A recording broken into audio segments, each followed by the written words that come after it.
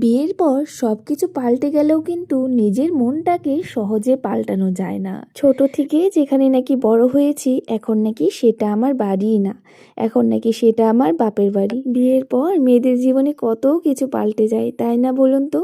এই যে যেমন ধরে রাখুন, বিয়ের পর তো তেমন একটা কাজের চাপ বা নিজের উপরে কোনো দায়িত্ব থাকে না, কিন্তু যত দিন যাবে ততটাই দায়িত্ব নাকি আরো ঘাড়ে চেপে আসে। দায়িত্বটা আরো কখন বেশি বেড়ে যায় জানেন? যখন আমরা মা হই।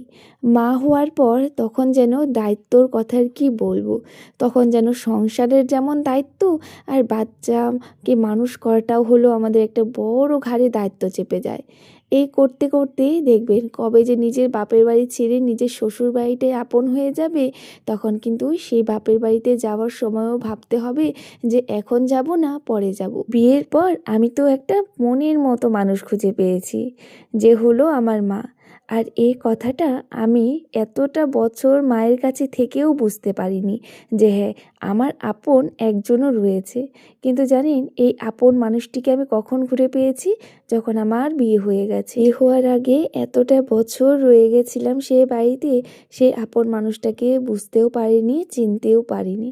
কিন্তু বিয়ের পর সব মেয়েদেরই দেখবেন, যদি কেউ তার বেস্ট ফ্রেন্ড হয়ে থাকে তাহলে হবে সে কে জানেন? তার মা। দুঃখ কষ্টর সলিউশন কিন্তু সেখান থেকেই পাওয়া যায়। মা বাবার ভালোবাসা কিন্তু একদম আলাদাই থাকে। একজন বাচ্চাকে ছোট থেকে বড় করা সে কিন্তু সহজ কথা নয়, এইটা কিন্তু অনেকটা বড় কথা।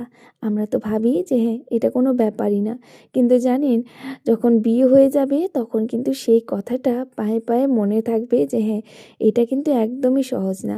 মা বাবা আমাদের জন্য অনেক কষ্ট করে, আমাদের জন্য অনেক কষ্ট করে কত কিছু না করে আমাদের স্বপ্নগুলো পূরণ করতে।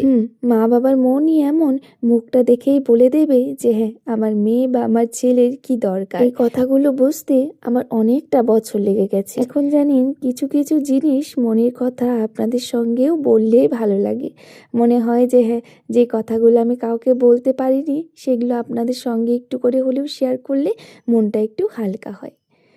আজ জানেন তো, আমি চকলেট বানাচ্ছি আবারও। আমার ভাগ্নি ফোন করে বলল, মামি আমার জন্য চকলেট বানিয়ে পাঠাবে। কয়েকদিন আগে দিদি ওরা চলে গেছে, তো তখন ওদেরকে চকলেট বানিয়ে খাইয়েছিলাম। চকলেটটা নাকি ওদের খুব ভালো লেগেছে।